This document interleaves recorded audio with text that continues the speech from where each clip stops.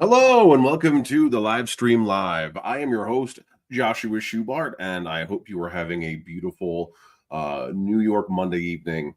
Uh, Today's show mug is once again Ted Lasso because I love this show and I love the messaging in it.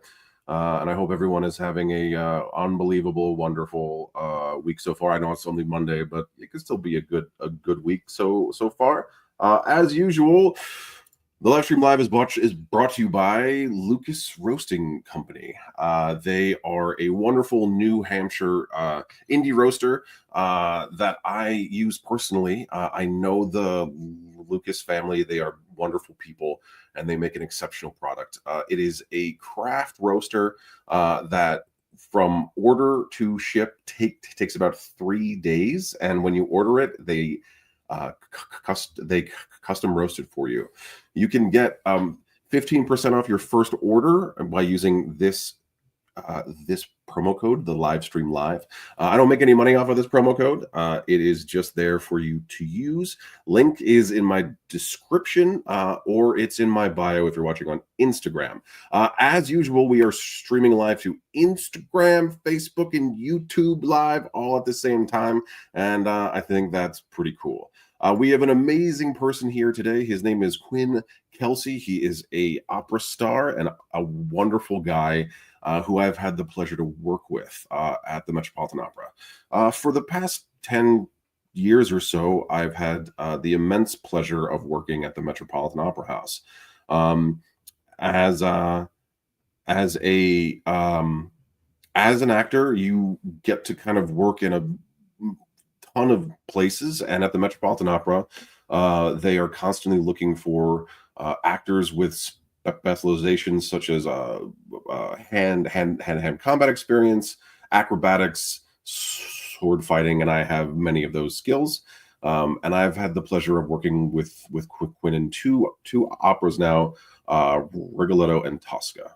And I specifically wanted to have Quinn on because he's not only a really great person, but when an opera singer comes along, especially in the newer class of opera singer, that's really locked in, that's extremely dialed in, and is also considered an incredible actor, all of the actors start to chatter and talk about it, because there's this thing in the opera singer called like the park and bark, where you just kind of like walk to the middle of the stage, hit your light, and then do your music, sing your song. And while it is extremely hard and technically brilliant and incredible, it's missing something. It's missing a really intricate human layer. And Quinn does this masterfully, and you'll meet him soon. As per usual, let's talk about what I've been watching and what I'm kind of feeling right now. So, I recently watched 21 Bridges, which I know is a movie that's been out for a while, but it has Chadwick Boseman in it, and it is propaganda, and it is kind of like schlossky, New Yorky accent weirdness, but it was fun. It was fun to see. I was doing a bunch of cardio and just kind of popped it on, and it was one of those films that doesn't have a very complex plot, but some of the acting was very, very good, despite the plot being predictable and odd. And very like, I found a million kilos of cocaine. Let's lock down the city. Let's go shoot everybody and be in cars and flip over. And it's a lot of fun, but it feels stupid. I don't know what else to say, but it was a lot of fun. And there are times where that is what you just want to be watching. As for what I'm feeling, I guess, like, there's a lot going on. There's the impending inauguration. There's the LA wildfires, which is, oh my goodness, that is some crazy, crazy shit going on. And my heart and everything goes out to everybody that's lost their homes or members of their family or pets, and especially to the incredibly brave firefighters that are out there just busting their asses, and especially the incarcerated firefighters that are being pulled out of prisons to just put out fires everywhere. They are heroes despite what they may have done to put them in jail. They are now out just risking their lives for the community. Yeah, so I don't know if you saw in the news, but Neil Gaiman just got like really outed in like being like a horrible sexual predator. And I feel like I was talking to my wife about this. Like everyone that I really connected with, or I felt like was really great, or that I aspired to be like. Not everybody, but quite a few people that I was like, I want to be like Neil. I want to be able to be like Louis C.K. Like people like this have turned out to be awful. And the power dynamics and things of that nature that we have been talking about and trying to change over the years are still there in a lot of ways. It's just gotten a little bit quieter. I've worked with people even at the Opera House that still had the opportunity to work with pending investigations against them. And it just doesn't feel awesome, especially for a, a large male performer. Sometimes you get lumped in with these types of people, and other times you wonder what effects or impacts you can have on an art form as a whole, and try and like move that needle to bring it back more into reality. Many of us are just people that have kids and love art and are trying to entertain you or change something with what we're trying to perform. I would say that's fucking most of us. I would say there's a very small percentage of people that are trying to masturbate at you in a doorway. Unfortunately, these folks may get a platform or get some notoriety, and then people feel stuck. And I guess it just irks me. I don't know what else to say. I'm a survivor of SA, so when people like this are outed, it makes me both very happy and also very upset because this type of shit has been allowed to propagate. But hopefully, we're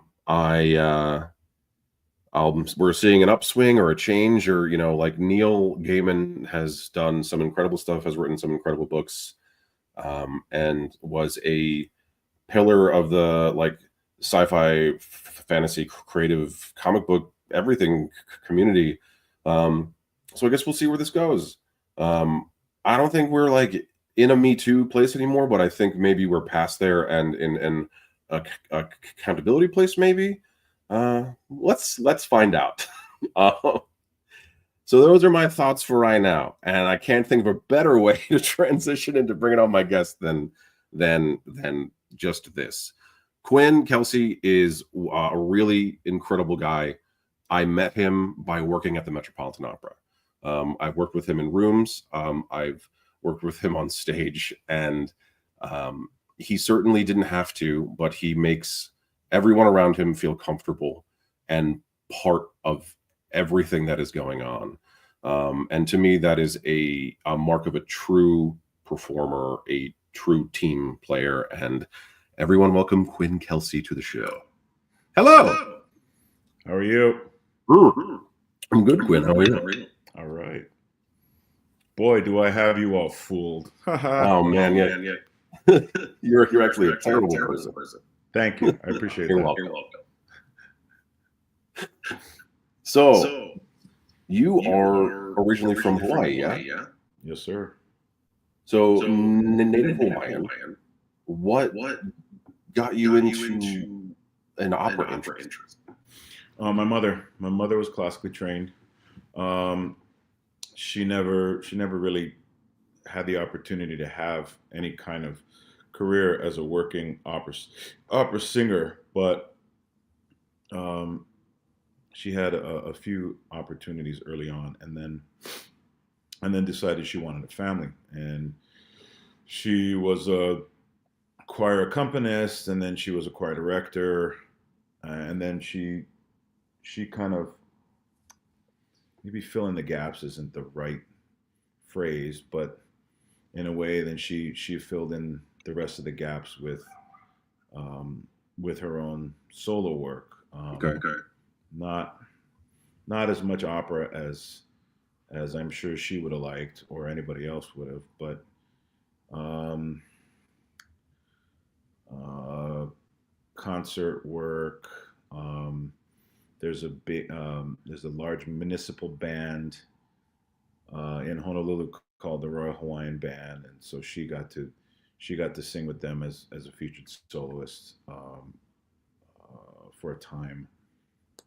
But she, for whatever she was able to do in her craft, you know, she made a pretty significant name for herself. And one of the things that I, one of the ways that I like to characterize the environment that my sister and I came into is that in some ways, I felt like we cheated because it's it was basically that we were born into it. That's You know, not cheating.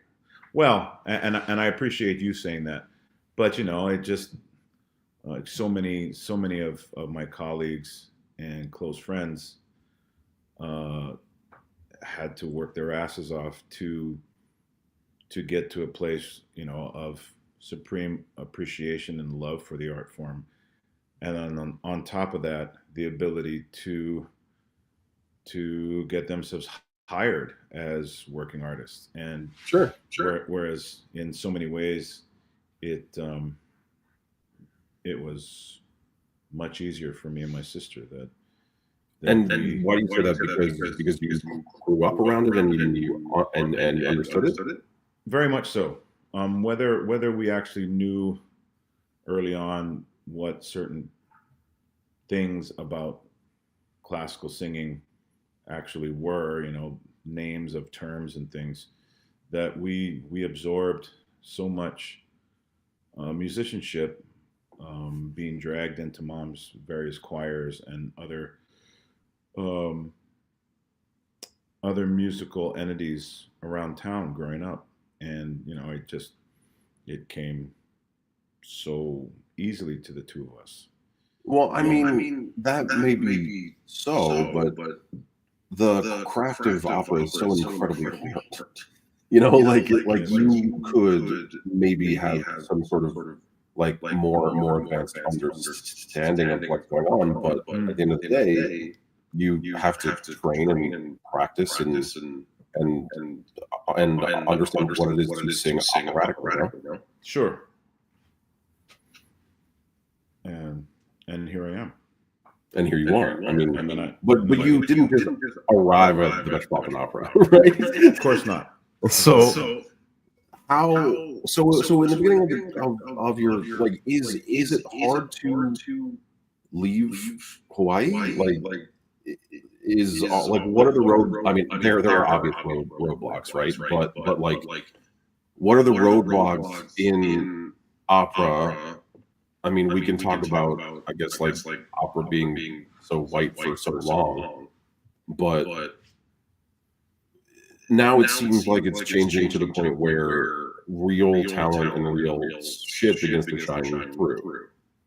as as I believe it always should. You Mhm. know, that at the end of the day, um, you you got to be able to make that cut. You know, you have to, you it can't just be luck. You actually have to have the talent. You have to be able to back up hype, maybe. You know, you for however you do it, you build a reputation. You know, you get groundswell, if that's a good term. You know, you get a lot of people talking about you, but then you got to be able to get on that stage and do it. You got to be able to get out there and look like you know what the hell you're doing. Yeah. Instead of, as you say, well, I I know that in at one point in the business, park and bark was a very acceptable thing, Yeah. but in my humble opinion, the audience comes to be told a story, and it's just more difficult to understand that story if if they just stand there and sing. And as you say, opera singing is terribly difficult, and so there's definitely something comforting about just being able to stand there and make the noise, and whereas staging and drama adds another layer of complexity, a fair amount of distraction, and it's not it's the kind of distraction that can really screw you up on stage while you're performing. Um, but having said that, my personal feeling is that that's what you get paid to do. That's what you get hired to do. It's Is true. to put all of that together into a product that allows you to be the storyteller or one of them on the stage. Did you take acting classes? Not formally, but as a young artist, my first studio work was at a brand new program that the Hawaii Opera Theater started. No, 1998, I would say. Mm. And as with what people that would expect from a training program for young artists, one of the things that we got to do was acting or just you know dramatic interpretation of sorts, solo or with colleagues, depending, if we're doing a scene or if we're just doing an aria or something. And then, and I, to an extent, I got that at the other programs where I studied, and then definitely um, my last chunk of development. Um I spent 3 years in the Opera Center at the Lyric Opera of Chicago, and there was definitely a good amount of movement and acting training. Well, I So think that's fantastic, and I think it really shows through in the way that you perform, Quinn. It's so the Metropolitan Opera is an opera house, like no other opera house in the world. Just the sheer scale and having the three person chorus, and also having just a slew of professional actors that know what they're doing. It's a thing that really doesn't happen everywhere else, and I don't think people understand that either. And when they arrive at the Met, a lot of people kind of get like fucked up. Like they're like, wow, what like you like hear about, and but until you step on that stage and you look out into the house, you don't really understand what is happening to you. And you have a way of just being in it with everybody. And it's admirable because a lot of people don't do it. And they should, because it'll get them a better everything. It'll get them a better experience, a better performance, and a much better time at the opera house. What do you because you're a baritone? Yeah. So in like acting world, you would be considered like I'm a character actor. So would that be like what baritonism in the world of opera? I mean, not necessarily. More so. I guess to help the discussion, I would say I would look at it this way instead. A baritones usually play the fathers, as you know, or villains, also, as you know. Um, you know, you have the concerned brothers. Very specific situations. We have the the pleasure of being um, the romantic the romantic character, but yeah, usually we're relegated to villains and concerned family members or parental figures. Okay. And and so it's, because I play a lot of I play mostly those type of characters. I don't have to, not that I would ever have the problem stretching out into some other type of character. I have the luxury of kind of sticking to those types of characters, and so it's nice to be able to that I don't have to travel so far dramatically from one show to the next. That, okay, I'm playing a father here, and I'm playing a father here, and then I'm playing a villain over here. Okay, and then oh, I'm going to be the concerned cousin or headstrong brother. Okay, I mean, it's kind of the same thing. And then oh, there's another villain. But so I kind of, my range of characters kind of stay in a relatively focused realm. Sure. And well, and so then so to add to that, I mean, usually, I guess they wouldn't be considered character actors. That they're not there mostly for the drama, that in terms of the storytelling, they are written in with really specific, their characters are really specific parts of the storytelling, whereas a character actor would be, in my humble opinion, more of a secondary or tertiary kind of a That's not character true in the show. anymore. Sorry? That's not true anymore. Okay. I mean, there's I'm getting complaints of an echo from the chat, so I'm just trying to like figure out what's going on. But No, sure. but like a character actor, in my opinion, is basically what you just said.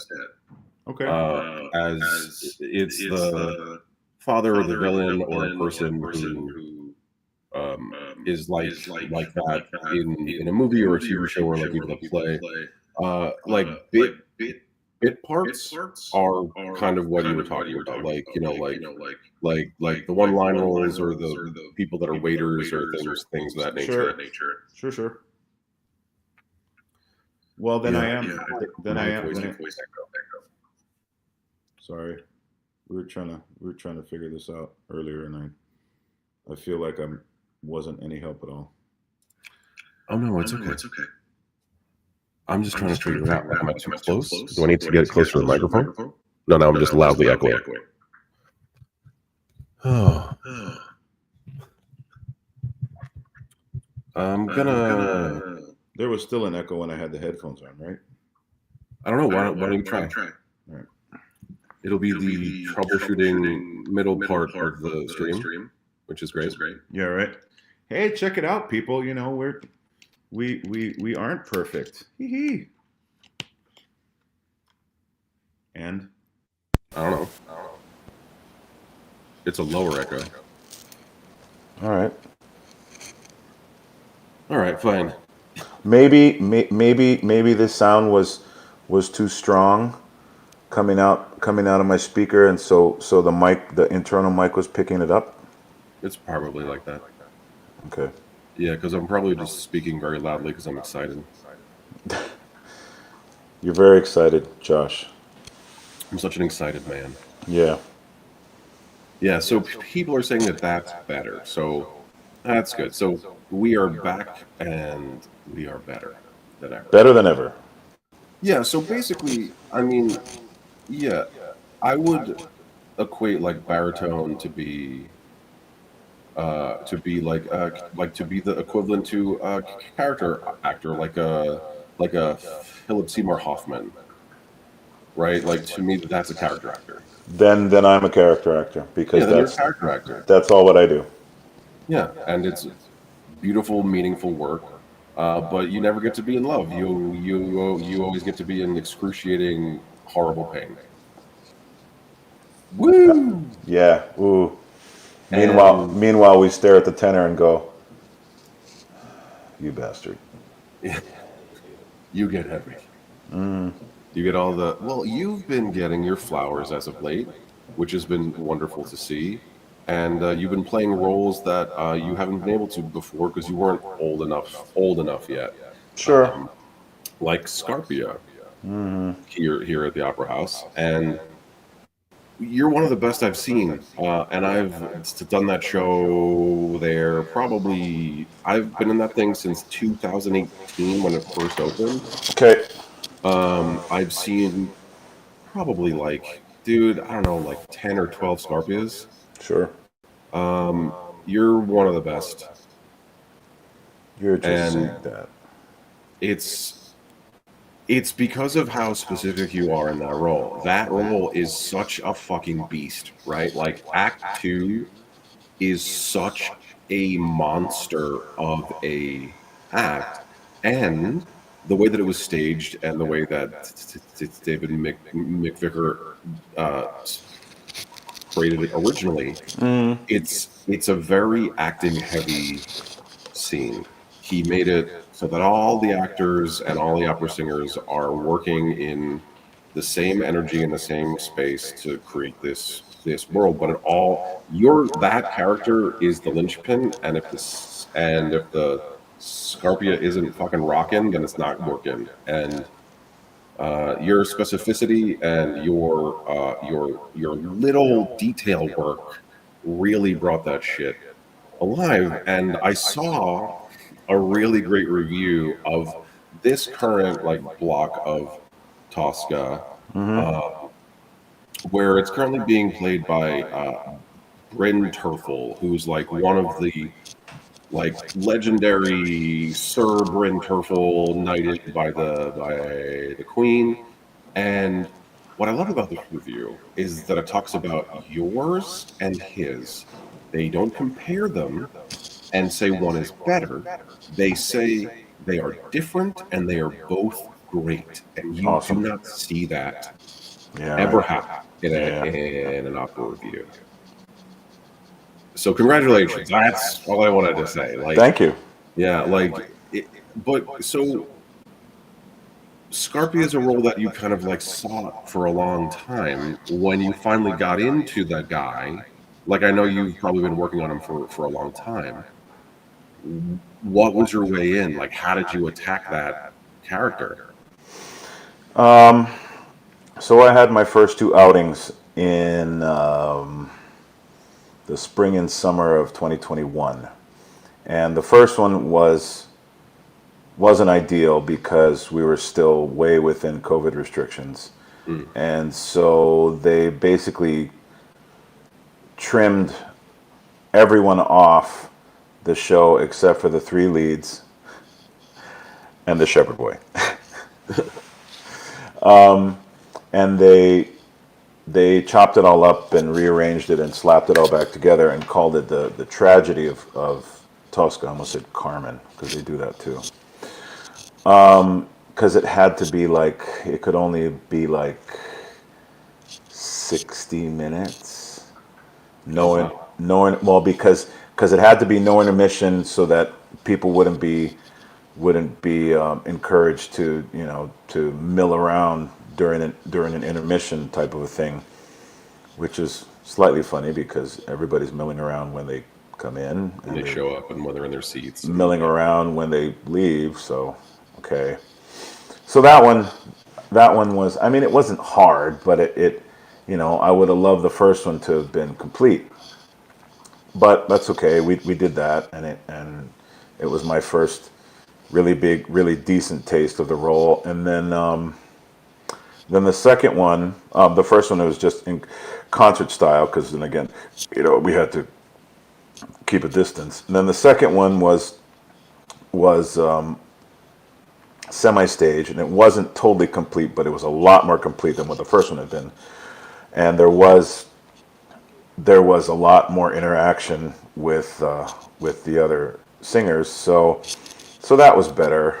But so it's been sort of simmering for 3 years, and I'd seen this production at least a couple times in the past, and I mean I was so chomping at the bit to be able to do it. Yeah. I mean, for example, all the other characters that I do, to some extent, they are complex because there is some sort of they come to some sort of emotional or psychological climax where they then have to make serious decisions to then move in an opposite direction or something. So Yep. in Rigoletto, he's a huge asshole in the beginning, and everybody knows it, and he just gets away with it, and the courtiers all love him until his big secret is divulged, and they don't think anything about it because they just think that this is his girl on the side, not knowing that is his that is his offspring, and then the whole thing explodes from that, and it's how is he gonna decide to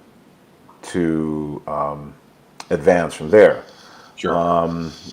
Traviata, you my son is cavorting with the town working girl, and I'm an old school father and I don't approve, and so I come up with all of these preconceived notions about what she's about, and that's it.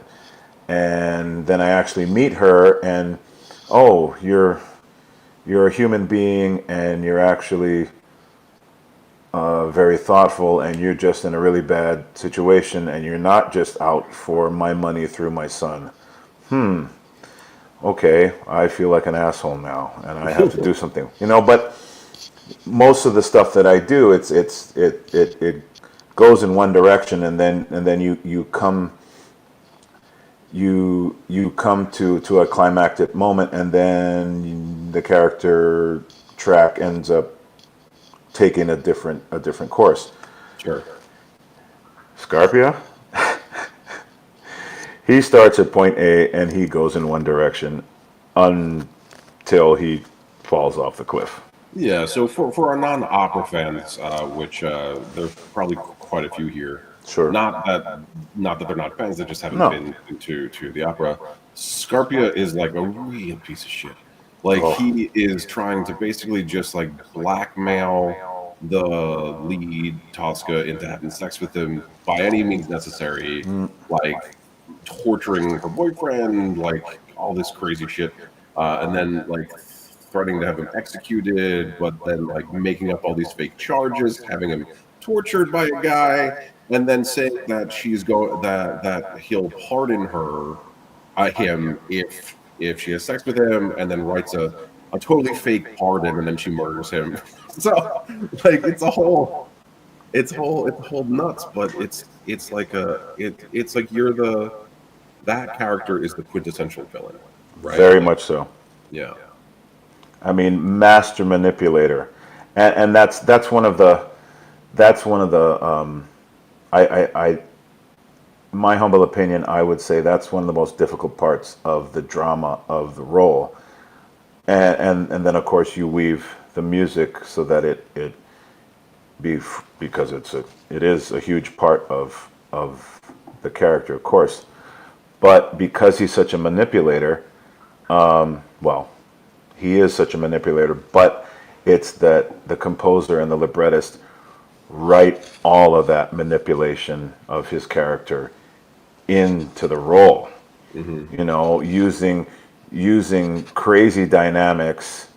When he's when he's trying to be all soft and sensitive and oh everything's fine, and then he'll just flip, 2 minutes later and scream at her, and it's a he's got these crazy Jekyll and Hyde moments where he's like, oh no, that's not what I meant. Oh, everything's fine, and then he'll turn around and just be like, I'm gonna kill your boyfriend, and you're gonna watch, and da da da, and then I still want you to go to bed with me, haha. And I think that's one of the hardest parts that so many singers who sing this part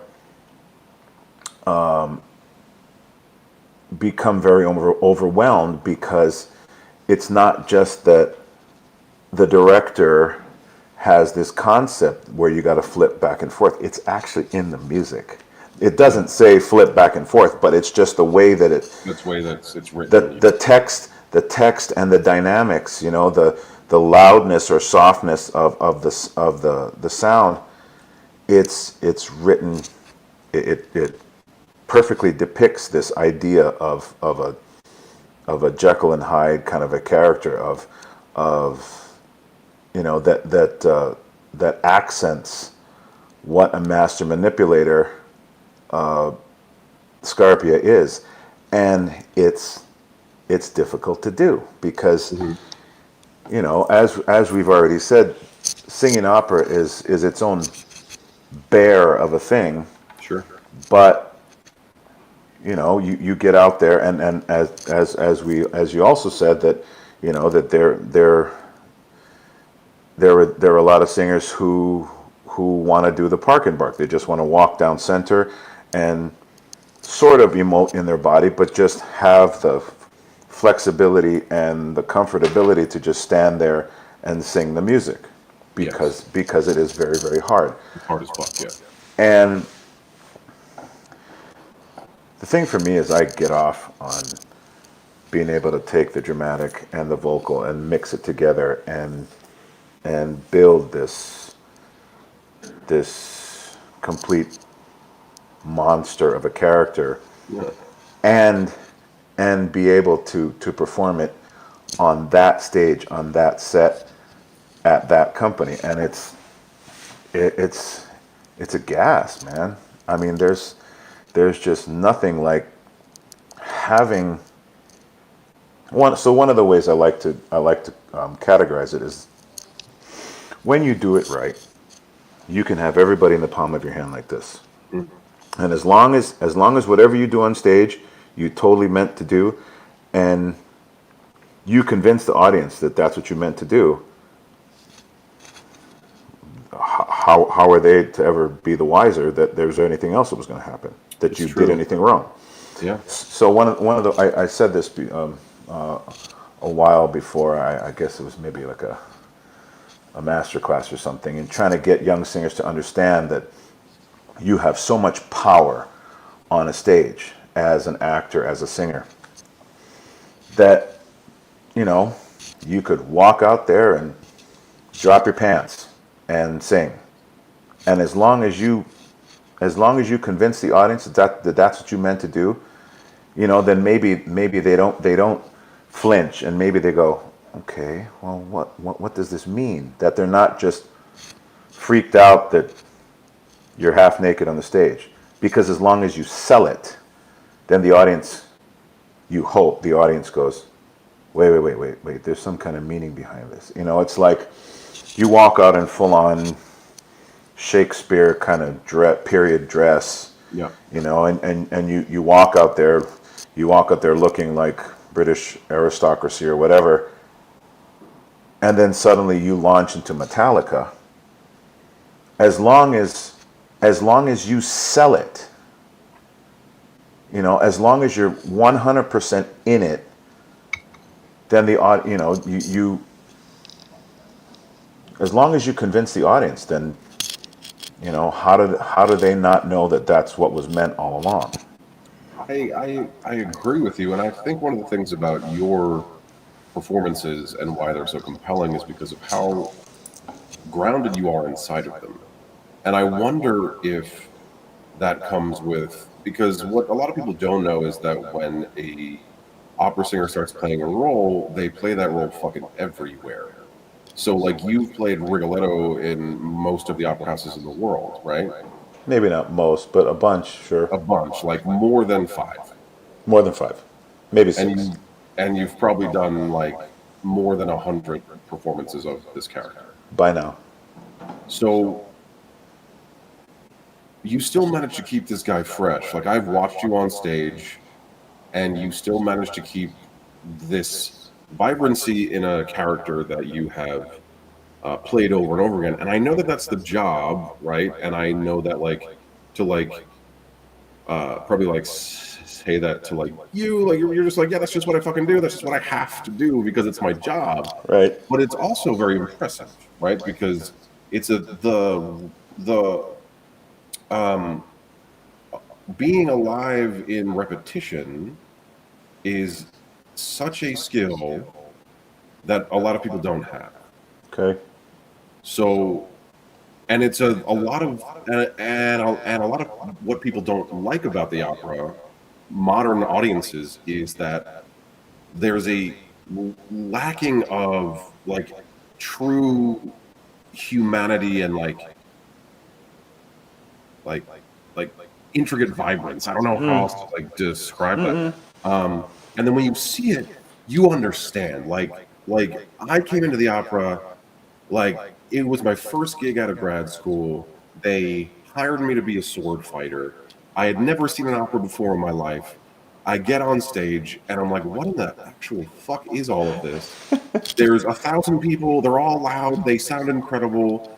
And then, you know, it wasn't until I started to see certain people really get to it, like, you know, like Andrew Romanovsky, and, you know, like names are escaping me, but there's a lot more. But like people that really like you and like Bryn, and like people that are really like there, they understand the importance of what they're doing. This ancient art form with this incredibly hard shit to sing from way back in a period of time that almost no one understands. To be able to translate that and let people have it while they're hearing a language that they don't even speak or even comprehend is killer and amazing. And it's wonderful to watch you do it. And I guess that big pile of compliments is, how do you, as an opera singer, keep something that you've done so many times so fresh? Like, is there a trick? Are there like tools that you learn when you're in school? Things of that nature. I guess one of the easiest ways to say it is that I'm anal in that way, that I need to keep it fresh because otherwise I'll get bored, and I just don't ever want to get to that point. But here's the best part. For example, I've done Rigoletto so much, I'm so comfortable with it. It's so second nature that it makes it easier.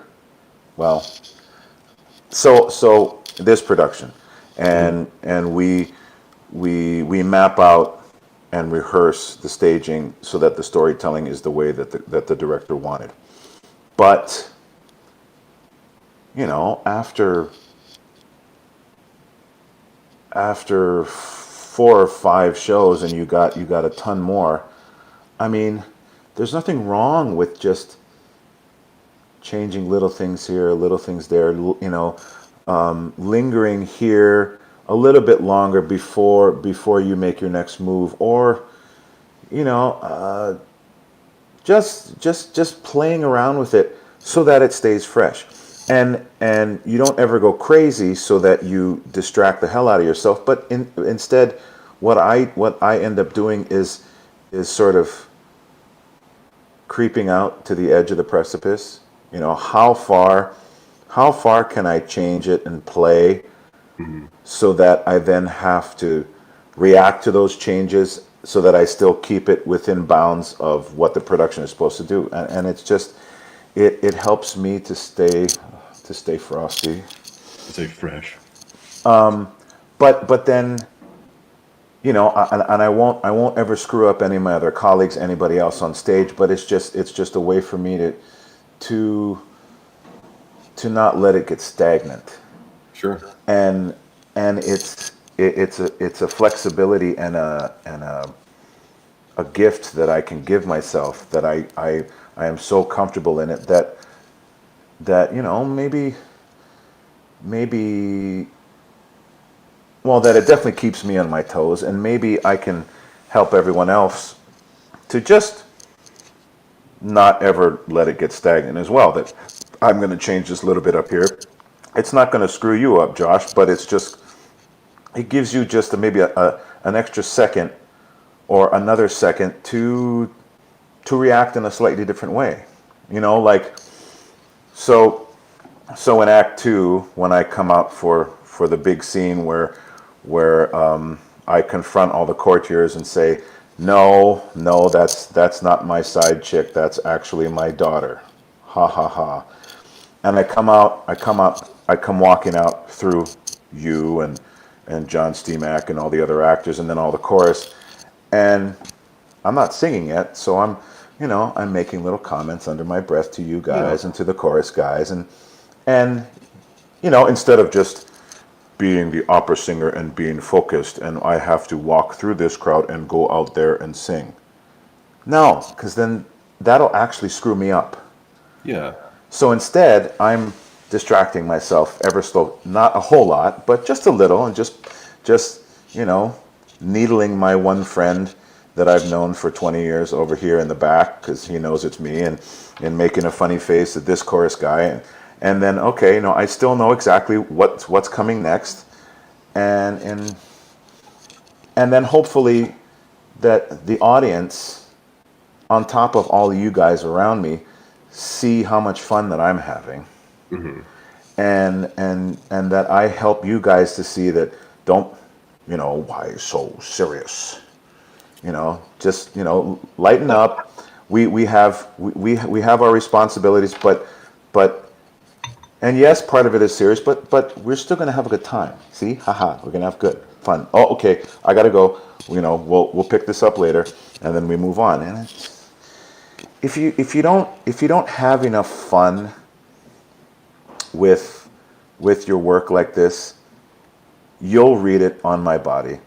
The chorus will read it on my body, and the audience will after a while go, yeah, it looks really striking, but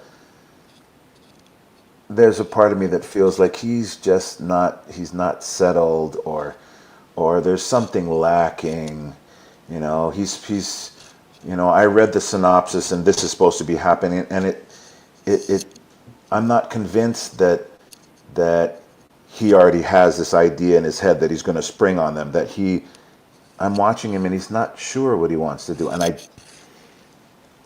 I want to project as much as possible to the audience that this is what's happening. Am I allowed to let you in the audience know that I know what's going on, or whatever it is, and because that's our job, because the audience paid their money to be told the story, and that's the way that I tell the story. I will say that, like, your whole talking about having fun and bringing that with you, and like bringing people all along for the ride around you, is honestly, it's like one of the key components to a great acting performance is fun. Fun at the bottom. Fun is why you're here. Fun is why you do this work. And if you don't infuse everything with fun, then you're just doing a job, right? Then just like make a lot of license plates in the fucking factory and move on and make your money. And that's not to say that fun means positive and upbeat. Absolutely. But it just means so invested that you're convincing everyone around you so much of who you are in the character that you almost hope that they'll forget that it's Quinn Kelsey, and that all they'll be thinking about is Rigoletto, and I know this guy because I'm on stage with him, and this is Rigoletto, you know, and that they lock in, that all of you lock in that much, and maybe further than you ever would have before that night or in rehearsals, because I'm showing you how overly invested I am. You know, that maybe we don't know what's going to happen, but you guys always trust that whatever it is, you know, we're going to get the job done, and it's not going to go off the rails, that it might be totally wild and off in one direction, but we're still in total control, and that's the exciting part of it. It's like, Yeah. you know, we might do something crazy, but it's okay that you see my body language, you see the ways that I'm behaving, and you know that I'm always going to be in control of it. Sure. So I guess since you've reached this like level of working at the Metropolitan Opera and things of that nature, the people that come to review the shows tend to be kind of like dicks about it, and they review them pretty harshly, and I understand why, because it's the Metropolitan Opera and blah blah blah. Do you read those? Yes and no. I feel like you sort of do, and then you just like, fuck it, I can't. This is gonna just like fuck me up in the future, right? Sometimes, you know, and so once in a while, somebody will share with me a good one, and you know, and it's always a good time to read a good review. But Feels good. well, but then there are other ones. There are other ones that are not so positive, and you know you gotta just accept those and move on. You know, there are some singers who just say that I don't ever read reviews, so that it won't ever fuck me up in the head, and I understand that fully. I don't know. I think it's healthy for me to process the ones that are not stellar every once in a while, just as a way to remind myself that I'm human, that this is not a perfect art, and you know, we should never expect it to be, and that people will have their opinions, and if not, then I don't think there's anything wrong, but just that, I don't know. I don't think it would be healthy if all the reviews were positive and total praise.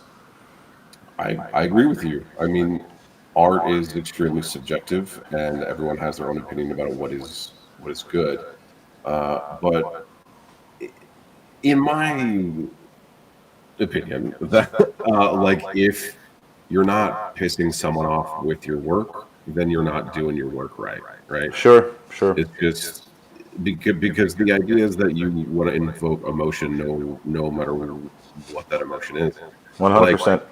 when I was in Lady Macbeth of Minsk at the Met, people were walking out of that show like halfway the first act, because we were, it was a visceral, hypersexuality, like nightmare of a show in the most beautiful way, and I loved being in it.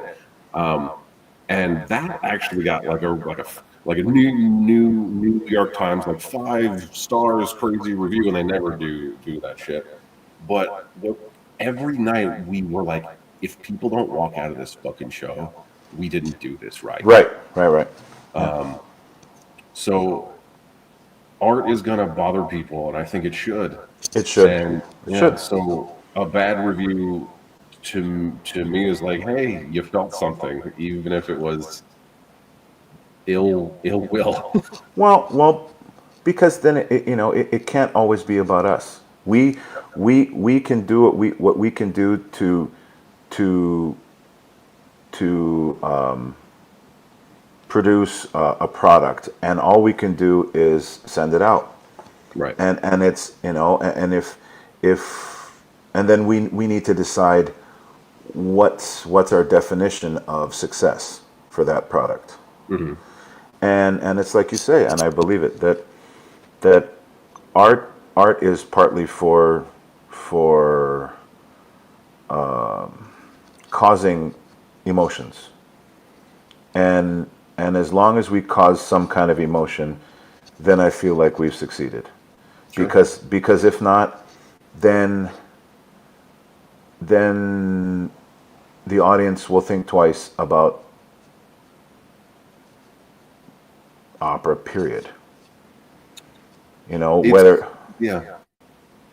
no, go I mean, ahead. opera is a thing that more people need to see, especially now. I say it at least one time. Like, so you have to see opera at least one time just to fully understand what it is, the spectacle, the power, um, the like majesty of the whole thing. You'll never see anything else like it in the history of anything, especially at the Metropolitan Opera. Well, and if you're hesitant, you don't know it at all, but you you want to go. I mean, reach out to the company. Ask, find reviews of whatever shows they're doing. Read a synopsis of the story so that you have some kind of clue which one. So that you have some kind of clue of what's been put on, so Mhm. that you can decide which one will be the best first opera for you to go see. Yeah. Or don't, and just gamble and pick one, and just please leave yourself a little vulnerable and wide open to accept whatever you're going to, and let it. One of the things my dad always said, my dad is a natural talent, appreciates a ton of different genres of music, and with opera he just said, how can you not just let it affect you in some way? Yeah. But the only thing is that you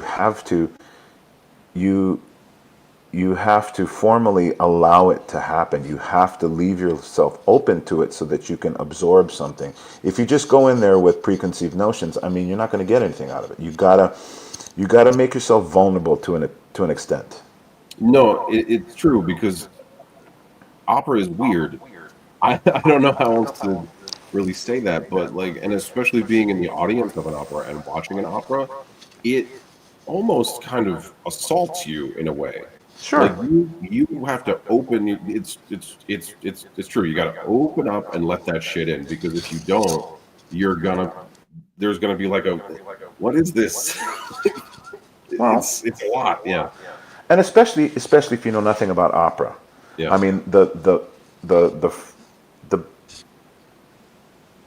one of the easiest ways for you to get in your own way is to make decisions about something that you know nothing about before you even go. Hmm. I mean,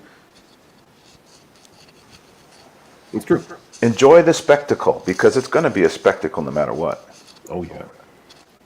So right now you're in Aida, yes, Yes, sir. at the Opera House, Yes. in a brand new version of Aida, which hasn't happened in I don't know 60 years or something like that, like a long time, Long time. longer maybe Not 50, sure. 40. 50 generously, Mm-hmm. but it could be longer. It's a brand new version, and it's reimagined. You are once again doing a masterful job in your role.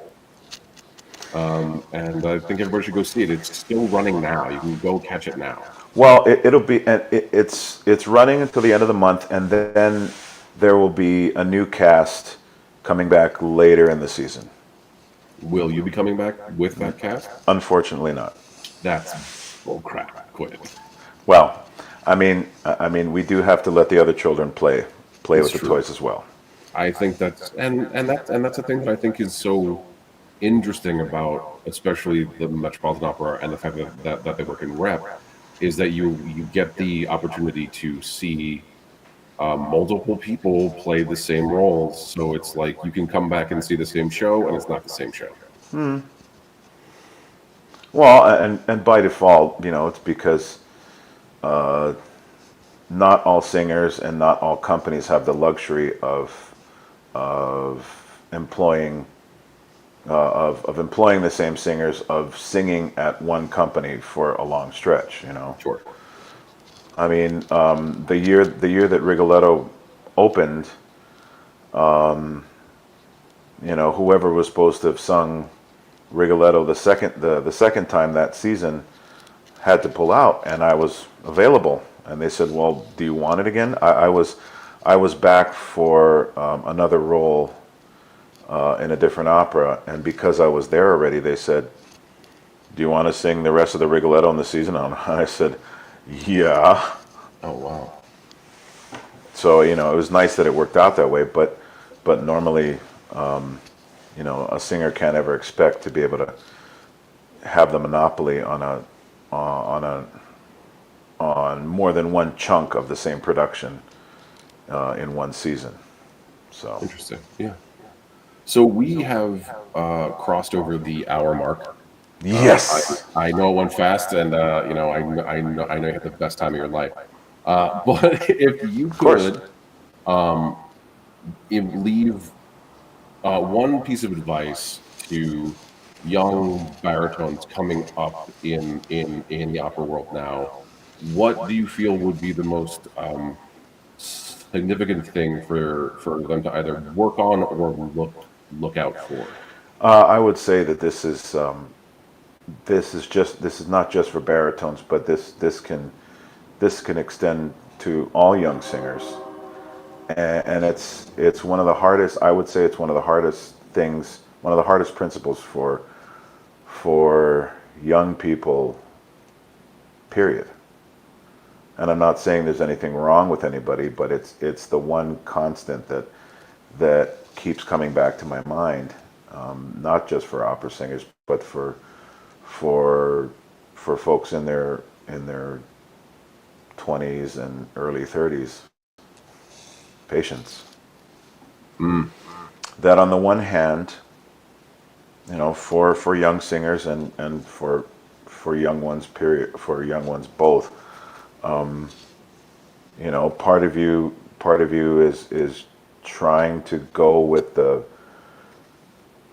instinct that I need to be taking advantage of everything that I have in front of me right now, because then if I don't grab onto it now, I might never get the chance again.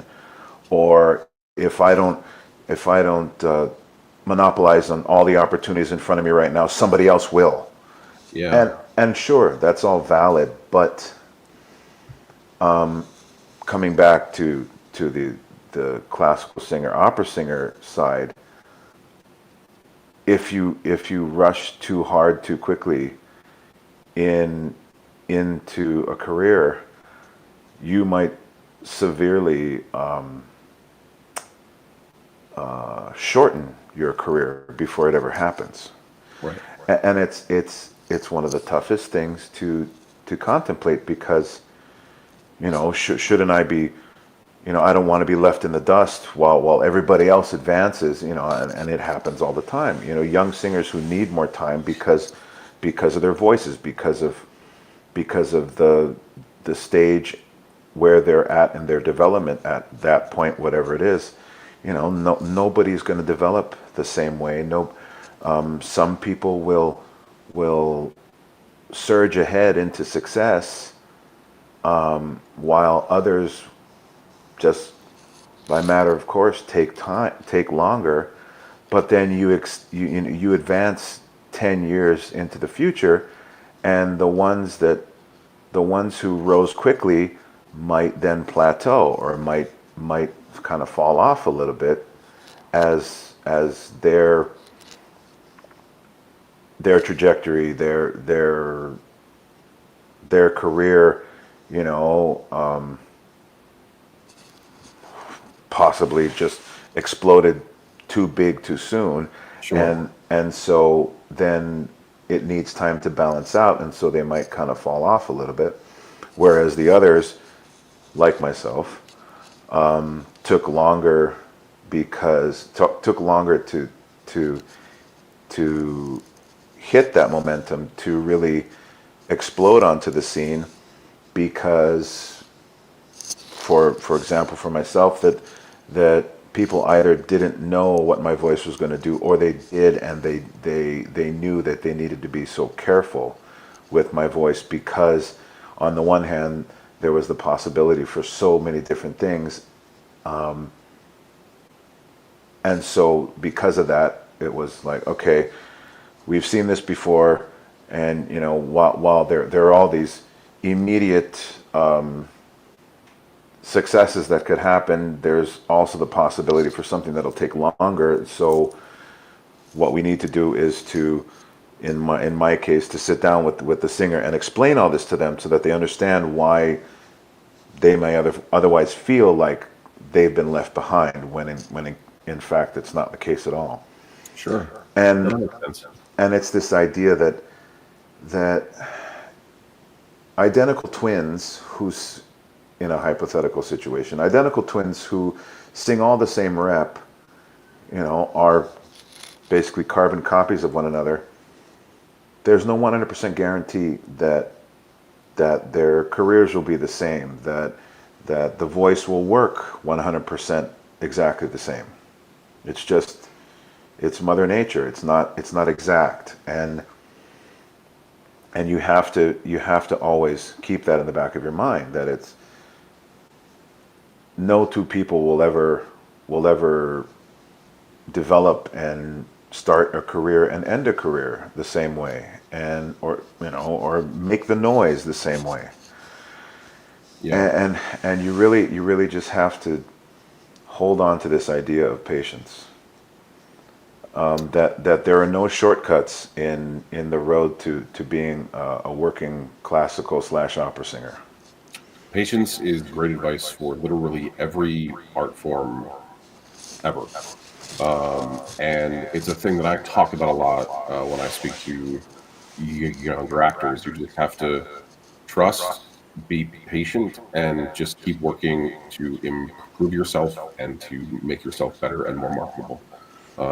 It is the best advice that you could give anybody. So I'm really happy that you said it. I really believe it. Yeah. Yeah.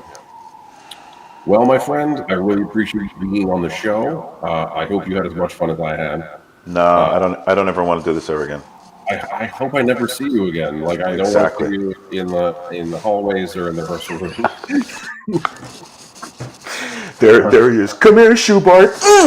Oh God, no, I can't handle that. All right, buddy. I will speak to you soon. Okay, thank you so much. I hope I see you soon. I will see you soon too, man. All right, take care. Bye. All right, everybody. Thank you so much for coming to Live Stream Live. If you're watching on YouTube, please like and subscribe. I have a membership that you can access via the links in my bio or the links underneath this video. I have merch, I have things, I have stuff. Everything costs about the same as a latte a month. It's and speaking of lattes a month, the Live Stream Live is brought to you by Lucas Roasting Company. Use this promo code, and if you buy coffee, please tell me about it. I love their coffee. Use the promo code the Live Stream Live for 15% off your first order. They have tons of stuff you can buy in 8-ounce sizes all the way up to like 10-pound bags. It's crazy. It's a crazy place. But anyway, thank you so much, and I'll see you next week. Bye.